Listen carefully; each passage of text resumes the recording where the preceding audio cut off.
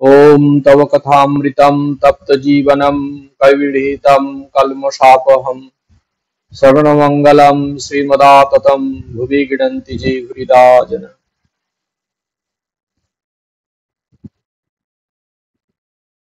শ্রীরামকৃষ্ণ কথামৃতম। ভক্তিযোগের রহস্য। শ্রীরামকৃষ্ণ। বিজ্ঞানী কেন ভক্তি লয়ে থাকে? এর উত্তর এই যে আমি যাই না, সমাধি অবস্থায় যাই বটে, কিন্তু আবার এসে পড়ে। আর সাধারণ জীবের অহং যায় না। অশ্বত্থ গাছ কেটে দাও, আবার তার পরের দিন ঠেংড়ি বেরিয়েছে, সকলে হাস্য। ঠাকুর এখানে সাধারণ মানুষের যে অহংকার কেমন জিনিস সেটি বোঝাতে চাচ্ছেন।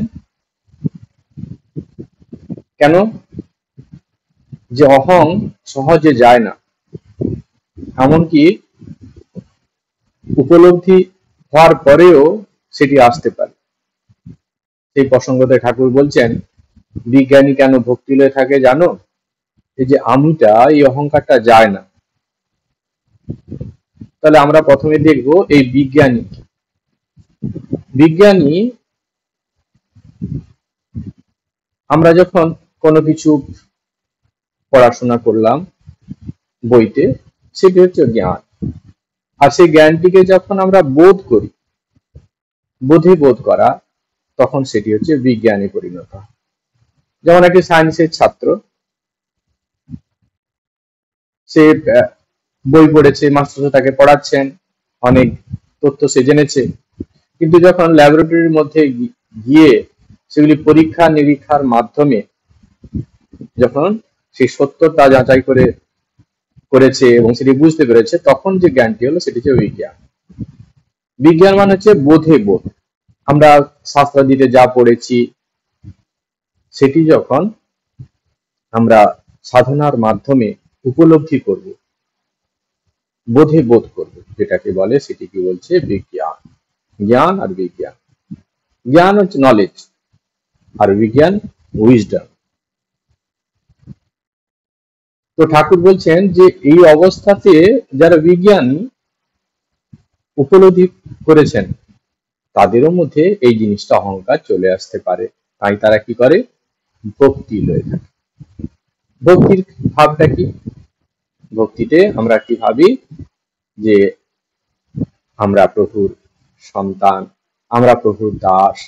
সেই দৃষ্টি নিয়ে আমরা প্রভুর সেবা করি। যখন আমরা এই দৃষ্টি নিয়ে সেবা করব, তখন আর কি হচ্ছে, সেটি আমাদের বন্ধনের কারণ হবে না, আমাদের অহংকার তৈরি করবে না। সেই ভক্তির ভাব নিয়ে আমাদের করতে হবে। সেখানে কোন রকম আমি কাজ করবে না। আমি যা কিছু করছি আমার প্রভুর খুশির জন্য করছি, প্রভুর সেবা করছি, জগৎ সংসার তার সন্তানের সেবা করছি, তার সৃষ্টির সেবা করছি। এই যে ভাবনা, এই ভাবনাতে আর যখন মানুষের মধ্যে জাগে, সেটি বন্ধনের কারণ হয় না। কারণ আমি তো কোনো কিছুই কর্তা নয়, আমি কিছু প্রভুর কাজ করছি, আমি প্রভুর সেবা করছি, প্রভুর পূজা করছি, সমস্ত কিছু। এই যে প্রভুর সঙ্গে আমার আলাপ, প্রভুকে নিয়ে আমার থাকা, তিনি আছেন আমি তার দাস, তিনি আছেন আমি তার সন্তান, এই যে ভক্তি নিয়ে থাকলে এটি বন্ধন করে না। আমি কারণ সেক্ষেত্রে আমি সমস্ত কিছু প্রভুকেই সমস্ত কিছুর কর্তা হিসাবে আমি স্থাপন করেছি।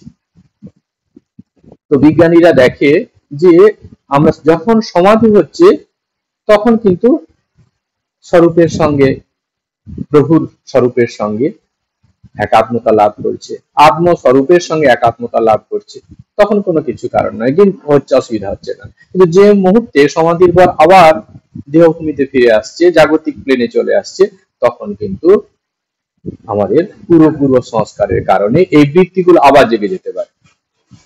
এই বৃত্তিগুলো জেগে যেতে পারে, সেই কারণেই কিন্তু এই ভক্তিকে আশ্রয় করে থাকা, ভক্তিকে আশ্রয় করে থাকা, যাতে আমাদের মানসিক অধঃপতন না হয়, আমাদের সংস্কার আবার যেটা সুপ্ত অবস্থা আছে সেগুলি বেরিয়ে আমাদের কনসিয়াস মাইন্ডের মধ্যে চলে এসে আবার আমাদেরকে যেন না অসৎ পথে নিয়ে যায়, আধ্যাত্মিকতার বিপরীত মুখী ভাবে নিয়ে যায়।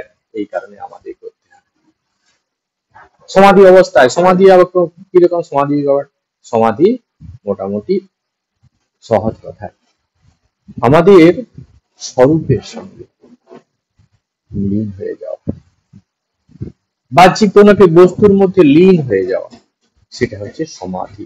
গভীর ধ্যান, গভীর ধ্যানের মধ্যে ডুবে যাওয়া কি হচ্ছে সমাধি। সমাধি দু রকম হতে পারে, একটা সবিকল্প সমাধি আর একটি নির্বিকল্প সমাধি। অনেক ভাগ আছে, সহজ বলতে আমরা বললে একটু বলতে পারবো, সব বলতে পারি যে সবিকল্প সমাধি আর নির্বিকল্প সমাধি।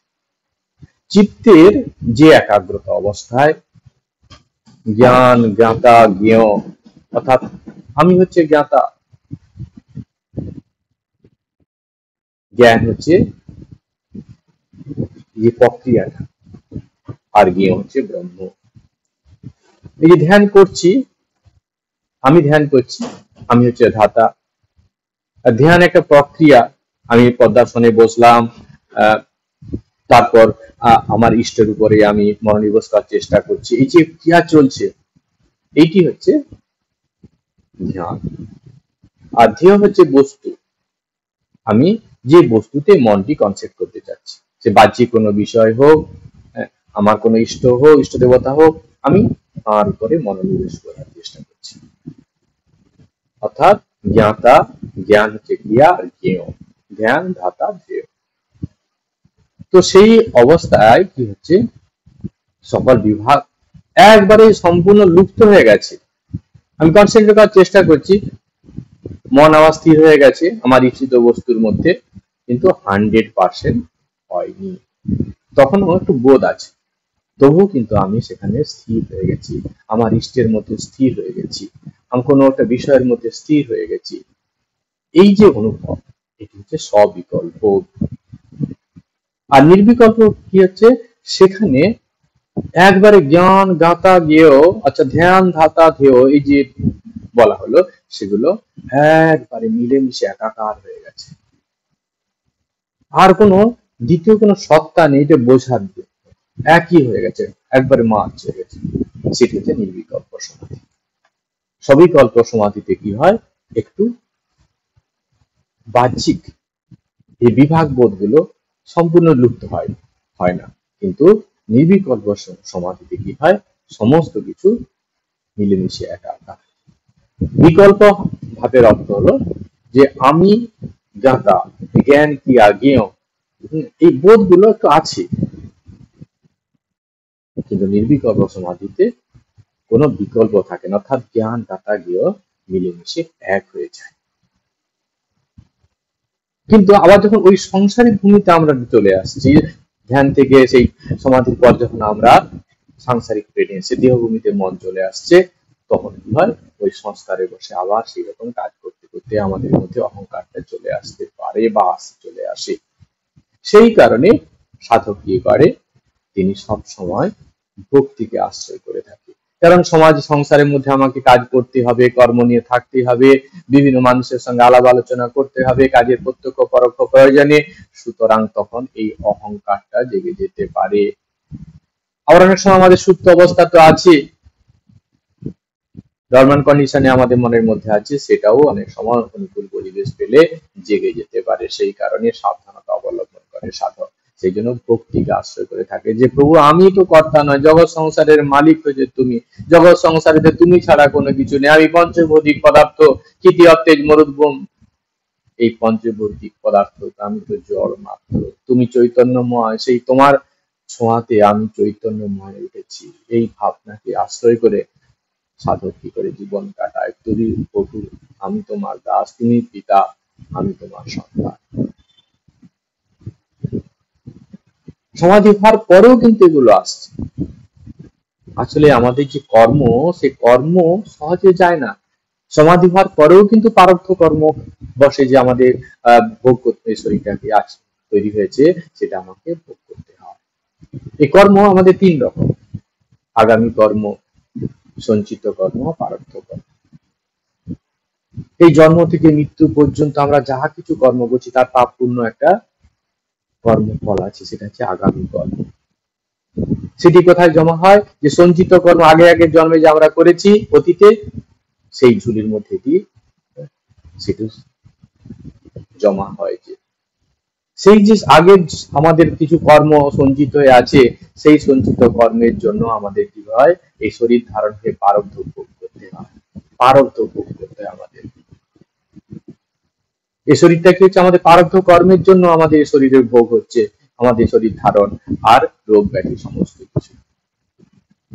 শাস্ত্রে বলছে যে আত্মজ্ঞানের পরে এই সঞ্চিত কর্ম, আগামী কর্ম, এগুলো সব ক্ষয় হয়ে গেছে। আগামী কর্ম তো কোনো প্রশ্নই উঠছে না, তুমি কর্ম করছি না, জ্ঞান হয়ে প্রতিষ্ঠিত।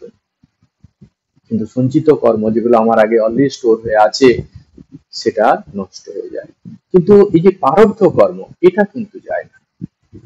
এ শরীর যতক্ষণ পর্যন্ত না নষ্ট হচ্ছে, যতক্ষণ পর্যন্ত, যতদিন পর্যন্ত বেঁচে জীবিত থাকবে সাধক, ততদিন পর্যন্ত কিন্তু সে সাধক হোক, আত্মজ্ঞানী পুরুষ হোক, তাকে কিন্তু কি ভোগ করতে হবে। যদি মুক্ত হয়ে যায় আলাদা কথা, না হলে কিন্তু আবার এলে আবার কিন্তু সেই প্রারব্ধ ভোগ করতে হবে। সাধক মানে তখন পর্যন্ত সিদ্ধি লাভ করেন। যিনি আত্মজ্ঞানী পুরুষ তাকেও কিন্তু প্রারব্ধ ভোগ করতে হবে।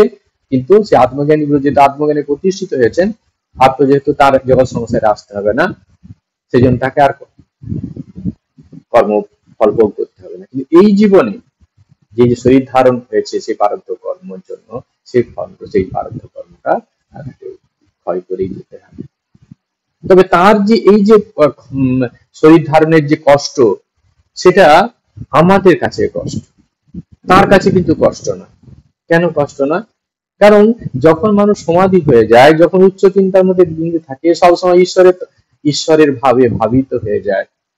মন যেহেতু উচ্চ তার তন্মাত্রায় থাকে, শরীরের মধ্যে তার মন থাকে না, তাই শরীরের যে কষ্টগুলো তাকে প্রভাবিত করে না। মন তখন উচ্চ তন্মাত্রাতে থাকে। মন যেহেতু দেহভূমিতে থাকে না, দেহের মধ্যে যুক্ত থাকে না, তখন দুঃখ কষ্ট রিসিভ করবে কে? মন তো তখন উচ্চ প্লেনে আছে। মন যখন যে তন্মাত্রাতে থাকে, যে যেখানে থাকবে সেখানকার জিনিস রিসিভ করবে। মন যেহেতু উচ্চ তন্মাত্রাতে আছে, ঈশ্বরের সঙ্গে সংযুক্ত আছে, নিজের আত্মস্বরূপের সঙ্গে সংযুক্ত আছে, তখন কি হয়, এই জন্য দেহের যে কষ্ট তাকে প্রভাবিত করতে পারে। কিন্তু আমরা জাগতিক দৃষ্টি থেকে সেই সব মানুষকে দেখলে মনে হয় যে মানুষটা কত কষ্ট পাচ্ছে, কিন্তু সেটা আমাদের লৌকিক দৃষ্টি থেকে, তাঁর দৃষ্টিতে, সে আত্মজ্ঞানীর দৃষ্টিতে তিনি কিন্তু কোনো কিছু ভোগ করছেন না, কারণ তিনি সদা আনন্দময় হয়ে আছে। তো আমাদের এই আগামী কর্ম, সঞ্চিত কর্ম, এই প্রারব্ধ কর্ম, হ্যাঁ, এই প্রারব্ধ কর্মের জন্য আমরা এগুলো তিনটে জানলাম। আর এই প্রারব্ধ কর্মের জন্যই আমাদেরকে এই শরীর ধারণ করে আমাদের ভোগ করতে হয়। যদি আত্মজ্ঞান না হয়, এই জীবনে আমি ঈশ্বর লাভ না করতে পারি, তাহলে কিন্তু আবার আমাদেরকে এই শরীর ধারণ করতে হয়। সেই কারণে এই এই জীবনটা কত মূল্যবান, মনুষ্য জীবন কতটা মূল্যবান, এই মনুষ্য শরীরেই আমরা আমাদের পাপকে নাশ করতে পারি, আমাদের প্রারব্ধ ক্ষয় করতে পারি, আর অন্য কোন শরীরে কিন্তু নয়। এই কারণে মনুষ্য জীবন এত মূল্যবান।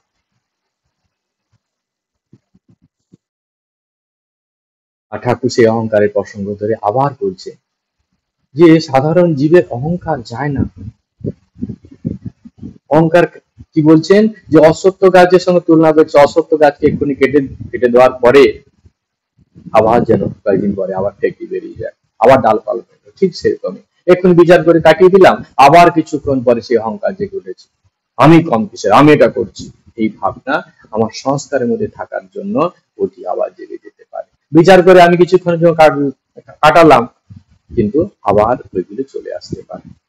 সেই কারণে যদি আমি ভাবি আমি প্রভুর সন্তান, আমি তার দাস, এইরকম ভাবগুলো নিয়ে, তাহলে আমার তো কোনো কিছু নয়, সবই আমার পিতার, সবই আমার প্রভু, আমি তো তার দাস, সুতরাং আমার এই জিনিসের অধিকার নেই। এইভাবে চললে তাহলে কি হয়, আমার অহংকারও আসবে না, আমার কোনো আধ্যাত্মিকতার ক্ষতি হবে না।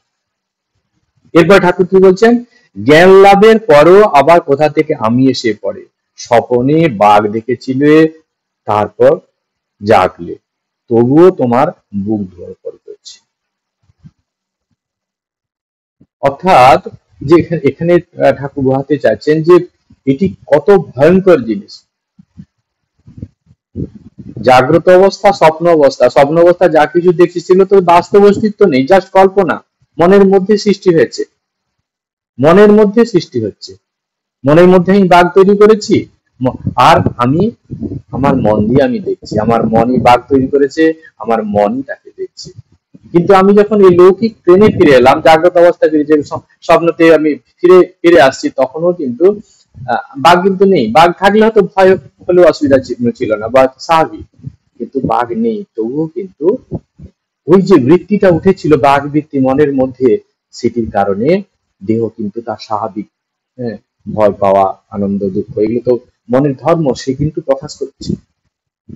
তাই সংস্কারের ভেতরে ওটা বোঝাতে চাচ্ছেন, সংস্কার এমন জিনিস, সংস্কারের ভেতরে যা জিনিস আছে, সেই জিনিসগুলো আমাদেরকে কিন্তু তার স্ব নিয়মে আমাদেরকে সুখ, দুঃখ, আনন্দ, বেদনা যেগুলো আছে আমাদের দেবে।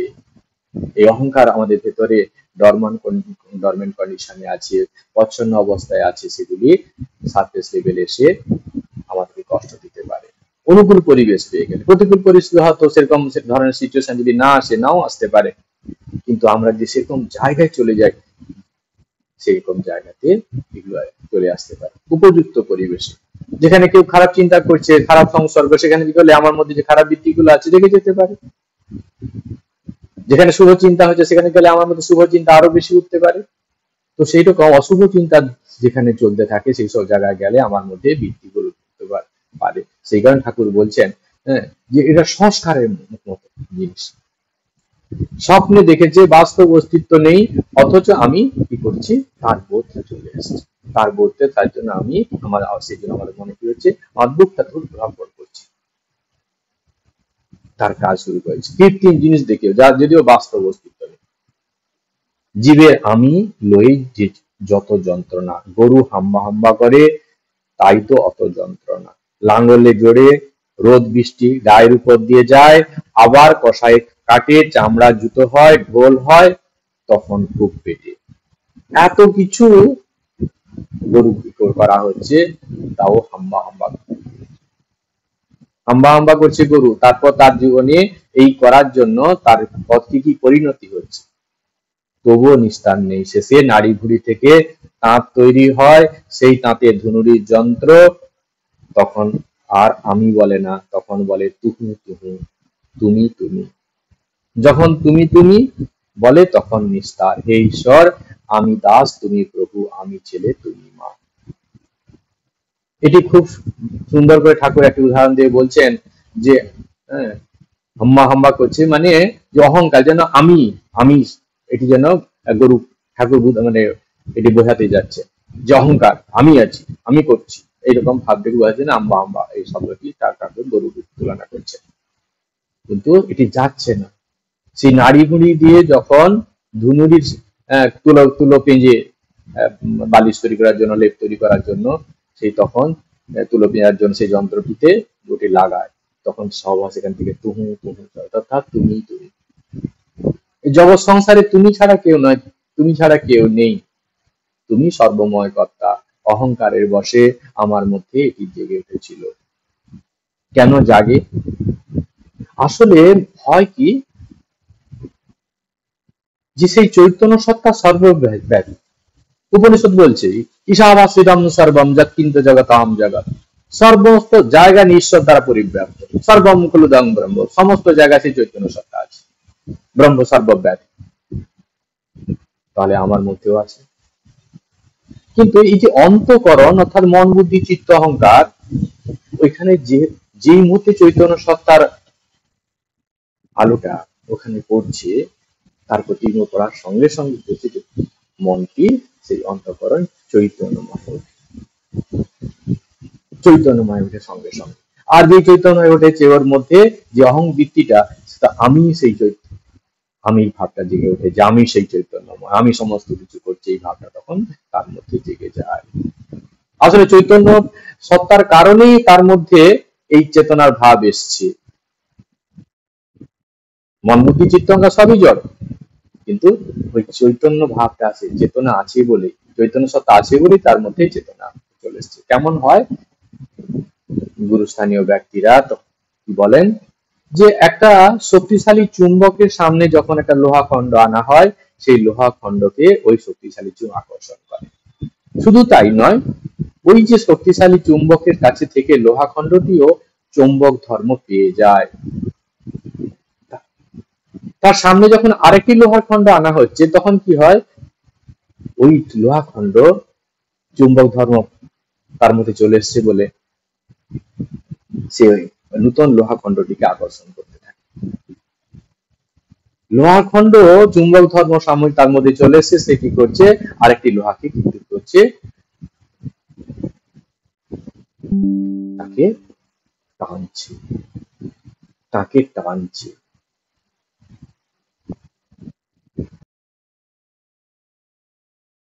এরপর যদি আমরা কি করি, ওই আসল যে চুম্বকটা, সেই চুম্বকটাকে যদি সরিয়ে নেই, তাহলে যে এতক্ষণ চুম্বক ধর্ম পাওয়ার জন্য যে লোহাটা অপর একটা লোহাকে, নতুন লোহাকে টানছিল, সে আর টানতে পারবে পারবে। তাহলে ওই চুম্বকটা ছিল বলে সে কিন্তু ওই আকর্ষণ ক্ষমতাটা লাভ করেছিল। ঠিক তেমনি ভাবে এই চৈতন্য সত্তার ডোমেনের মধ্যে যখন এই অন্তঃকরণ থাকার জন্য তার মধ্যে চৈতন্য ভাবটা চলে এসছে, সে সেনসিয়েন্ট হয়ে গেছে। আর তার ওই ভাবের জন্য তার কাছে যারা আছে, এই শরীরটাও চৈতন্যময় হয়ে যায়, বহির্জগৎকে যখন দেখছে সেটাও চৈতন্যময় মনে হচ্ছে, সমস্ত কিছু যা কিছু দেখছি তার মধ্যে এই সজীবতা আমার মধ্যে তখন দেখতে পাচ্ছি আমরা।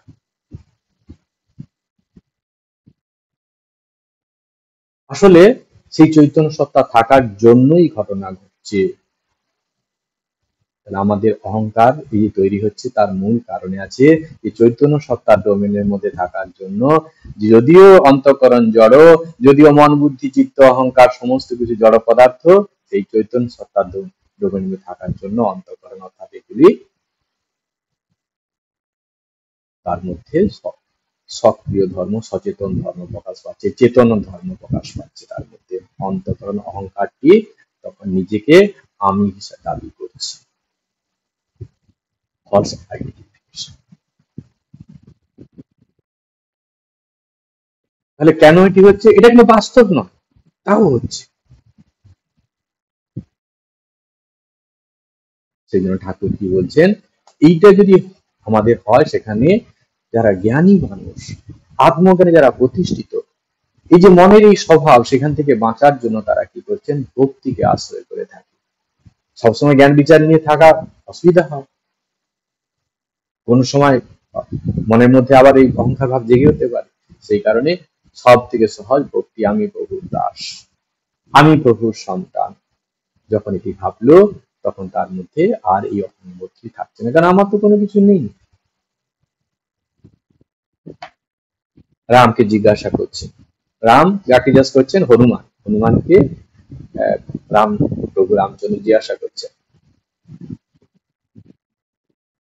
রাম জিজ্ঞাসা করলেন, হনুমান তুমি আমায় কিভাবে দেখো?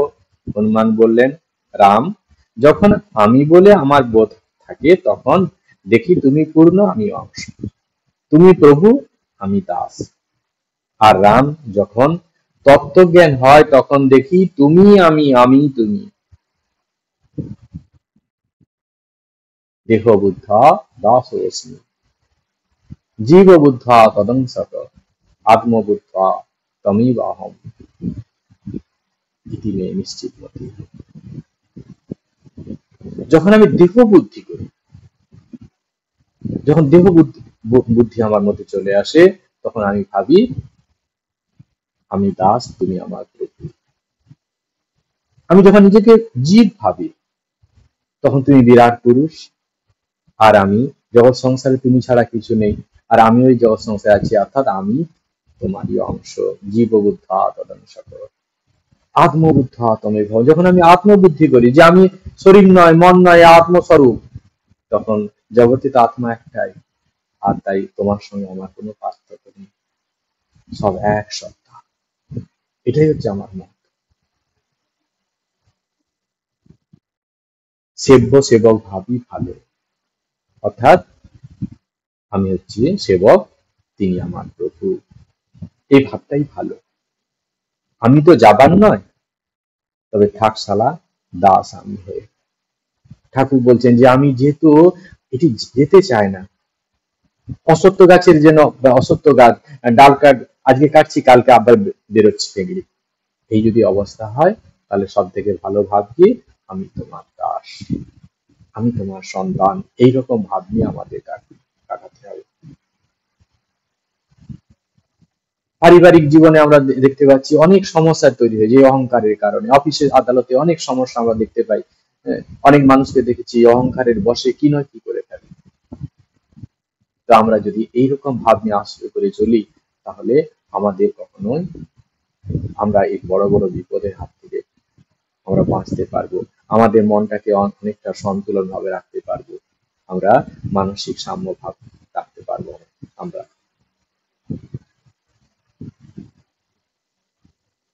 আমিও আমার এই দুটি অজ্ঞান, আমার বাড়ি, আমার টাকা, আমার বিদ্যা, আমার এইসব ঐশ্বর্য, এই যে ভাব এটি অজ্ঞান থেকে হয়। হে ঈশ্বর তুমি কর্তা, আর এসব তোমার জিনিস, বাড়ি পরিবার ছেলেপুলে লোকজন বন্ধু বান্ধব এসব তোমার জিনিস, এই ভাব হলো জ্ঞান থেকে হয়।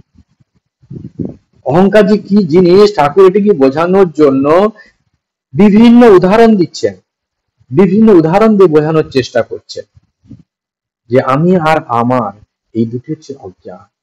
আমার টাকা, আমি এটা করেছি, এটি সবকিছু, হ্যাঁ, সমস্ত কিছু ঈশ্বরের। আমারের আজ যদি কেটে দেওয়া হয় কি মার, সমস্ত কিছু মায়ের, আমার কিছু না, সমস্ত কিছু তাঁর। বাড়ি ঘর ঐশ্বর্য ছেলেপুলে সমস্ত কিছু তার, জগৎ সংসার তো তিনি ছাড়া আর কিছু নেই, তারই সন্তান, আমি নাম মাত্র। এই ভাবনা নিয়ে আমাদের চলতে হবে। জগৎ সংসার তো তিনি ছাড়া, বাস্তবিক বাস্তবিকতাতেই তো তাই, তিনি ছাড়া জগতে আর কিছুই নেই। আমি টাইম নিয়ে সে জগতে এসেছি, তিনি নিয়ে এসেছেন আমাকে। আমার টাইম যখন শেষ হয়ে যাবে আমাকে এই জগৎ সংসার ছেড়ে আমাকে চলে যেতে হবে। তাই বৃথা রিলেশন তৈরি করা, মাইন্ড বন্ধন তৈরি করা নিজের নিজের আত্ম শান্তির পক্ষে হানিকর। নিজের শান্তি আমি খয়ে ফেলবো, কারণ প্রত্যেকটা পরিবর্তনশীল পদার্থ হয়, পঞ্চভূত পদার্থ প্রত্যেকটা নিয়ত পরিবর্তন হচ্ছে। কোনো কিছু যখন অ্যাটাচমেন্ট হয়ে যাবে কোনো কিছুতে, কিছুদিন পরে সেটি ছেড়ে চলে যাবে, তখন আমার জীবনে দুঃখ আসবে। এক তো অহংকারের কারণে আমার মধ্যে মানসিক অশান্তি, আবার এগুলো ছেড়ে চলে যাবে তাতেও আমার মানসিক অশান্তি আসবে, তাহলে অশান্তি অশান্তি।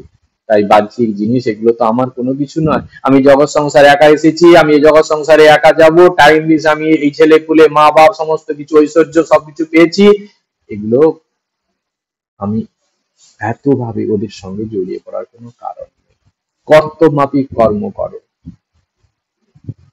সন্তান হিসাবে আমার কিছু ধর্ম আছে আমি পালন করব, পিতা হিসাবে আমার যে কিছু ধর্ম থাকে আমি পালন করব, স্বামী হিসাবে যদি আমার কিছু ধর্ম থাকে আমি পালন করব, কিন্তু সমস্ত ধর্ম পালন করে আমি নিজেকে আলাদা হয়ে থাকবো।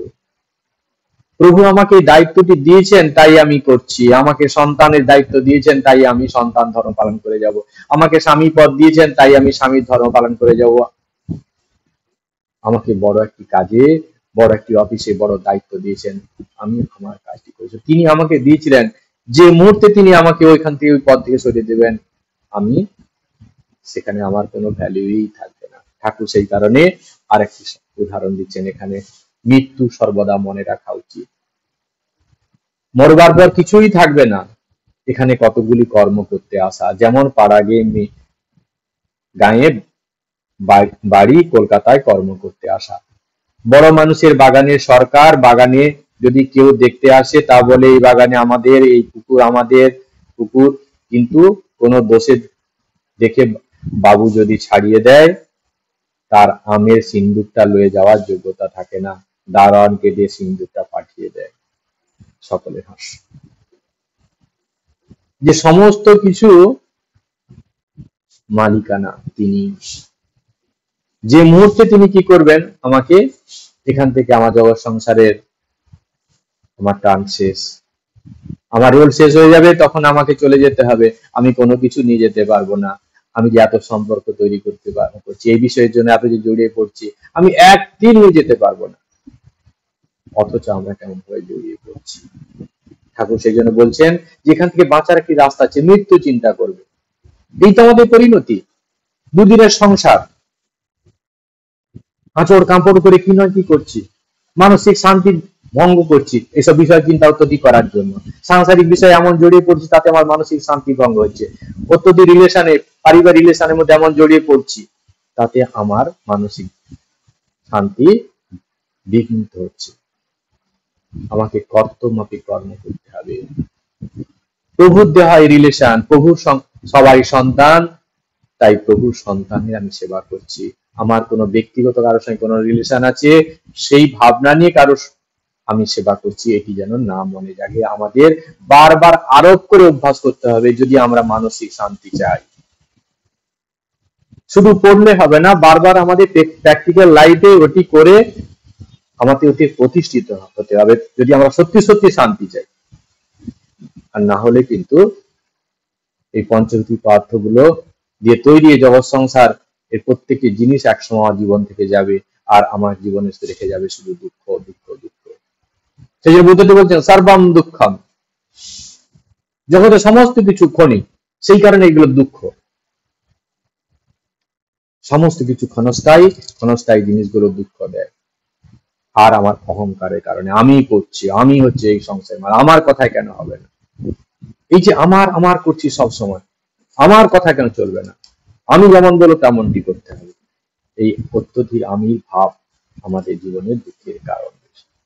প্রত্যেক মানুষ তার নিজের অহংকারের জন্য সেরকম কাজ করছে। আমার ব্যক্তিগত অহংকারের জন্য আমি যদি অন্য একজনকে মানতে না পারি, তার ব্যক্তিগত অহংকারকে ক্রস করে সে আমার কথা মানবে কেন?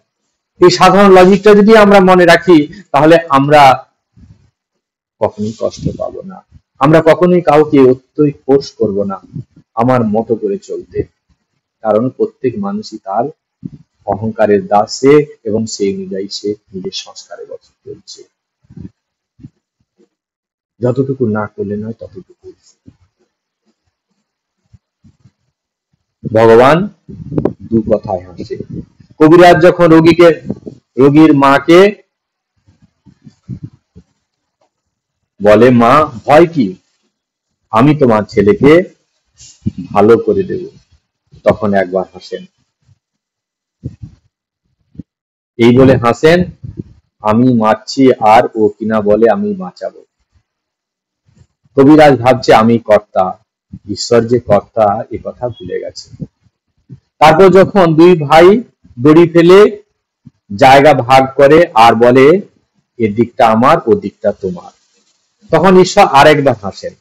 এই মনে করে হাসেন আমার জগৎ ব্রহ্মাণ্ড, কিন্তু ওরা বলছে এই জায়গা আমার আর তোমার।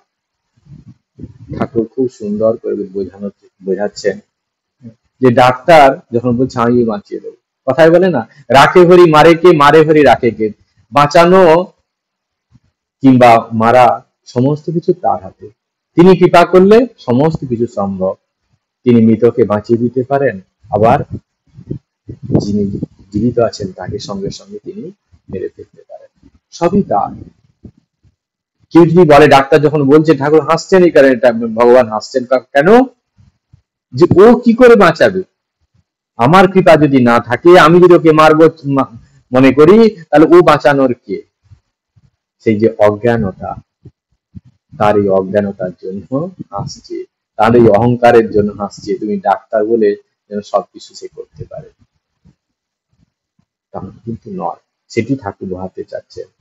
আবার কি হাসছেন কখন, যে জগৎ সংসার ও বিশ্ব সংসার তারই, ঈশ্বর সর্বময় কর্তা, আর সেই তারই মাঝে দু ভাইয়ের মধ্যে ঝগড়াঝাটি করে মাঝে একটি দড়ি দিয়ে বলছে এদিকটা তোর এদিকটা আমার। জগৎ সংসারের আসল মালিক তো তিনি, সমস্ত জমি তো তার, এ জায়গা সমস্ত কিছু বিশ্ব সংসারে তার কিছু, তাহলে আমরা কেন বলছি এটা আমার বলে আবার ভাগ করছি নিজে? তখন ঈশ্বর একবার যে কতটা নির্বুদ্ধিতা। এইসব উদাহরণগুলো দিয়ে ঠাকুর এটি বোঝাতে চাচ্ছেন বাস্তব জগৎ। তাহলে কি আমরা জমি জায়গা ভাগ করবো না, না ডাক্তার চেষ্টা করবেন না, কিন্তু আমাদের মধ্যে এই যে এই জ্ঞানটা যেন থাকে, তিনি সর্বময় কর্তা। আমরা কেন এগুলো আচর মাছ কামড় করছি, এটি বোঝানোর জন্য ঠাকুর এই উদাহরণগুলো দিচ্ছেন, যাদের জ্ঞানটি আমাদের পরিপক্ক হয়, আমরা যেন অহংকারের বশে কোনো কিছু না করে ফেলি। তিনি সর্বময় যে কর্তা, এই বোধটা যেন আমাদের মধ্যে জেগে যায়। আর এই বোধটি জাগানোর জন্য ঠাকুর বিভিন্ন উদাহরণ দিচ্ছেন, বিভিন্ন উদাহরণ দিয়ে ওই বোধটি পাকা করে দিতে যাচ্ছেন যে তিনি জগৎ সংসারের মালিক, তিনি সর্বময় কর্তা। আমরা যেন কখনো না বলে ফেলি আমি সেই, আমি সমস্ত কিছু করছি, কারণ এটি অহংকার। এটি আত্মিক উন্নতির পক্ষে অন্তরায় হবে, আর আমাদের লৌকিক জীবন কাটানোর পক্ষে অন্তরায় হবে, কারণ যতই অহংকার আমাদের বাড়বে ততই আমাদের ধাক্কা বেশি খেতে হবে। ঠাকুর বারবার আমাদেরকে এই অহংটি কমানোর জন্য বলছেন, তার জন্য বোঝানোর জন্য তিনি এত উদাহরণের সাহায্য নিচ্ছেন। আজকে এই পর্যন্ত, ভালো থাকুন, আনন্দে থাকুন। ওম শান্তি শান্তি শান্তি। হরি ওম তৎসৎ। শ্রী রামকৃষ্ণার্পণমস্তু।